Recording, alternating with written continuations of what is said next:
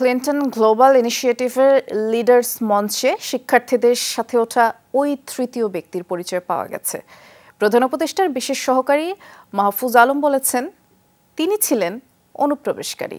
আর ওই ব্যক্তি যমুনা নিউজকে জানিয়েছেন, তিনি সিজিআই ফেলো হিসেবে আমন্ত্রণ পেয়েছিলেন, চারপাশে থাকা অন্যদের কথায় মঞ্চে উঠে গেছেন। বিস্তারিত জানাবেন সহকর্মী আখলাকুস সাফা। The leaders of the student movement are here and just well, you see it, stand up. Clinton global initiative প্রোগ্রামে প্রধান উপদেষ্টা ডাকলেন আন্দোলনে নেতৃত্ব দেওয়া শিক্ষার্থীদের। মাহফুজ আলম সহ মঞ্চে গেলেন ৩ জন। মাহফুজের সাথে নারী শিক্ষার্থী ব্র্যাক বিশ্ববিদ্যালয়ের সিএসি বিভাগে পড়াশোনা করছেন। প্রধান উপদেষ্টার সাথে জাতিসংঘ অধিবেশনে যাওয়া ৫৯ জনের মধ্যে সেও একজন। প্রশ্নটা হচ্ছে এই তৃতীয় ব্যক্তিকে নিয়ে। তাকে কেউই চিনতে পারছে না।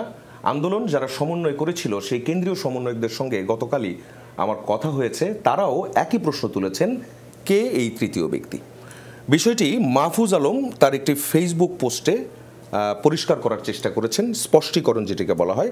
গত রাতে আমরা এই পোস্টটি পাই, যেখানে এই ব্যক্তিকে মাহফুজ আলম অর্থাৎ প্রধান উপদেষ্টার বিশেষ সহকারী এবং আন্দোলনের অন্যতম সমন্বয়ক, তিনি এই ব্যক্তিকে বলছেন অনুপ্রবেশকারী।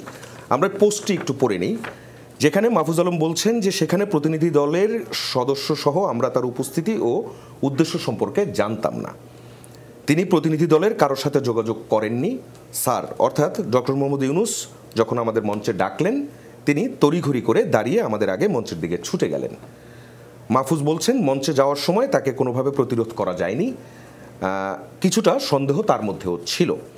বিশ্বনেতা এবং গণ্যমান্য ব্যক্তিরা সেখানে উপস্থিত ছিলেন, কিছুটা অসহায়ও হয়ে পড়েছিলেন মাহফুজ। এমন একটা পরিস্থিতিতে একটা প্রশ্ন খুব স্বাভাবিকভাবেই জাগে, এমন এক মঞ্চে কোনো পরিচয় ছাড়া একজন ব্যক্তি কি করে উঠে যেতে পারলেন? আমরা খুঁজে দেখব এই তৃতীয় ব্যক্তির পরিচয়। অনলাইন প্ল্যাটফর্মে জানা গেল তার নাম জাহিন রোহান রাজিন। সে একজন তরুণ উদ্যোক্তা, নানা প্ল্যাটফর্মে অস্তিত্ব তার। নিজের প্রতিষ্ঠান হাইড্রোকিউ প্লাস ওয়াটার ম্যানেজমেন্ট নিয়ে কাজ করে প্রতিষ্ঠানটি। হোয়াটসঅ্যাপ কলে রাজিন যমুনা নিউজকে জানান, তিনি অনুপ্রবেশকারী নন। মঞ্চে ওঠার পেছনের গল্পটাও বলেন। আমি গিয়েছিলাম অ্যাজ আ সিজিআই অলমনাই। আমি সিজিআই প্রোগ্রামের অলমনাই ছিলাম, ডক্টর ইউনুস ইউথ ফেলোশিপ, তারপর আমি আবার ইউনাইটেড নেশনস এর এসডিজি অনভয়। আমি তো স্টুডেন্ট লিডার হিসেবে যাইনি। Student leaders Bangladeshi youth Bangladeshi যখন বললো, তো আমি তো হচ্ছে অন্য কোনো দেশের মানুষ না। এখন আমি তো একজনই দেখলাম যে ওই রোতে ছিলাম, আমি পিছিয়ে তাকালাম কোনো বাংলাদেশি আছে নাকি।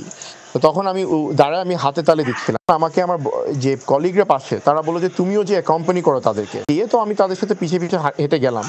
তীব্র সমালোচনার মুখে পরিবার সহ এখন বিপাকে এই রাজিন। আখলাকুস সাফা, যমুনা নিউজ, ঢাকা।